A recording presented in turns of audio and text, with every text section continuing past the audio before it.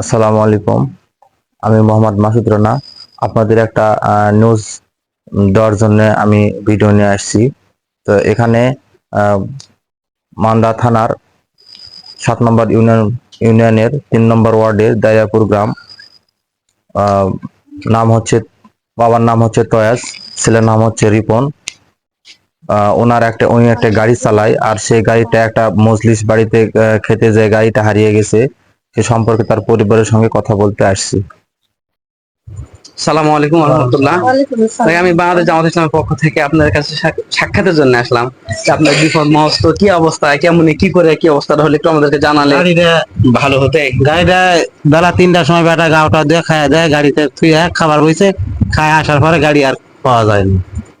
এর মধ্যে কি দেখার জন্য কেউ বেরোছে বাড়ি থেকে? গাড়ি থেকে দুটা গাড়ি বের হয়ে গেছে, যে তারা এখনো খুঁজতে আছে। এখন কি তারা ঘুরে আসছে? কেউ এখনো আসেনি ঘুরে।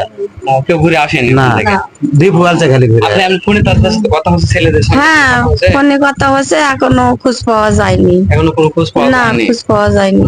এর মধ্যে কি কোথাও কোনো ভিডিও ফুটেজ, কোনো রাস্তার মধ্যে কারো কোনো দোকান থেকে দেখা কোনো কিছু? না, ভিডিও ফুটেজ ওলা দেখছে ওই যে হ্যাঁ, ওলা দেখছে। দেখানোর কোনো রেজাল্ট আসেনি? না, ওরা আসেনি। এখন বাইরে আছে? বাইরে আছে, হ্যাঁ বাইরে আছে। তাহলে এখন এগুলো মানে এটা তো কোনো খোঁজ আপনারা পাননি? এটা না, খোঁজ পাওয়া যায়নি। দেখ, বিপদের সময় ধৈর্য ধরেন, আল্লাহ ধৈর্য ধরেন, তাছাড়া তো কিছু করার নাই। না, ধৈর্য ধরাটা হচ্ছে মেন। ধৈর্য ধরা লাগবে, আল্লাহ ধৈর্য ধারণ করতে হবে। কি খাওয়া হ্যাঁ। পরিবারের গরিব মানুষ আর কি খুব কষ্ট করে আমার সওয়ালে গাড়িটা কিনছে বাবা, ইয়ার থেকে টাকা তুলে সমুদ্র থেকে। সওয়ালটা আমার খুব কষ্ট করেছে, এখন ওই গাড়ি কোনো আর সম্বল ছিল। না, সেটা আমরা জানি, আমাদের প্রতিবেশী না আপনারা, আমরা তো জানি যে এখন আপনাদের কি অবস্থা, কি করতেছে। কিভাবে এখন আমার সওয়াল কিভাবে চলবে? এখন কোনো চলার মতো কোনো পথ নেই আমার সওয়ালের। গাড়িটাকে অন্যায় করে লিয়ে চলে গেল, এখন এভাবে আল্লাহ জানে। কোনো পথ নেই, চলার কোনো পথ নেই আমার সওয়ালের।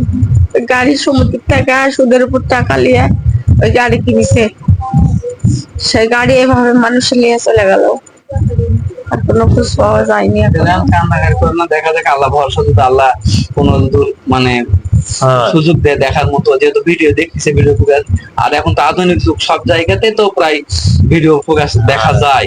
তো এখানে ইয়াটা দেখলে একটু ভালো হয় যে বাড়ি অ্যাডভোকেট বাড়ি আছে, বাড়ি যদি একটু সহযোগিতা করে সবাইকে দেখার জন্য, বাড়ি অ্যাডভোকেট বাড়ি যদি সহযোগিতা করে, ওরা একটা রাস্তার ভিডিও ফুটেজ সেট করা আছে, ক্যামেরা দেওয়া আছে, যদি সহযোগিতা করে তা আশা করি আমরা এখানে হয়তো কিছু হলো মানে অনুমান করা যাবে যে গাড়িটা কোথায় গেছে, কোন সময় গেল, কে গেল, এটা দেখা যাবে। তোমার চিন্তা ভাবনা আছে যদি বাড়ি হেল্প করে আমাদেরকে, তো বাড়ির কাছে আমরা রিকোয়েস্ট করবো, বিনীত করছি যে ভাই যেন অবশ্যই এটা তাদেরকে ভিডিওটা যেন দেখায়।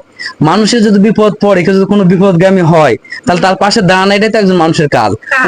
একজন অ্যাডভোকেট, ওর তো জানা উচিত এখানে ওর বড় একটা গরু সেট আছে, সেটা তো সিসি ক্যামেরা দেওয়া আছে। তো অবশ্যই আমি বাড়ির কাছে বিশেষভাবে অনুরোধ করবো যে সে যেন অবশ্যই তাকে দেখায়, ভিডিওটা পুরোটা সময় যেন তাকে দেখায়, এটা আমি তার কাছে অনুরোধ করতেছি। এটা বাড়ির কাছে, বাড়ির যেন অবশ্যই দেখায়। ঠিক আছে, তাহলে আপনারা ভালো থাকেন, আমরা চেষ্টা করবো দেখার জন্য। যদি কোনো সহৃদয় ব্যক্তি এনাদের গাড়ি দেখে থাকেন, বা আপনাদের মনে যদি কোনো সন্দেহ থেকে থাকে যে এই গাড়িটা হতে পারে বা গাড়িটা এদিক দিয়ে গেছে, আপনারা, আমি এদের ঠিকানা বলতেছি, এই ঠিকানা আপনারা যোগাযোগ করার চেষ্টা করবেন। ওনার নাম হচ্ছে তয়াস, ওনার ছেলের নাম হচ্ছে রিপন হোসেন। উনি গাড়ি চালায়। এটা 7 নম্বর ইউনিয়ন প্রসাদপুরের গ্রামের নাম হচ্ছে দারিয়াপুর, ওয়ার্ড নম্বর 3। আপনারা যোগাযোগ করবেন। এরপরও আমি স্ক্রিনে মোবাইল নম্বর দিয়ে দিব, এই নাম্বার আপনারা অবশ্যই, যদি আপনারা মনে কোনো সন্দেহ থেকে থাকে তাহলে যোগাযোগ করবেন।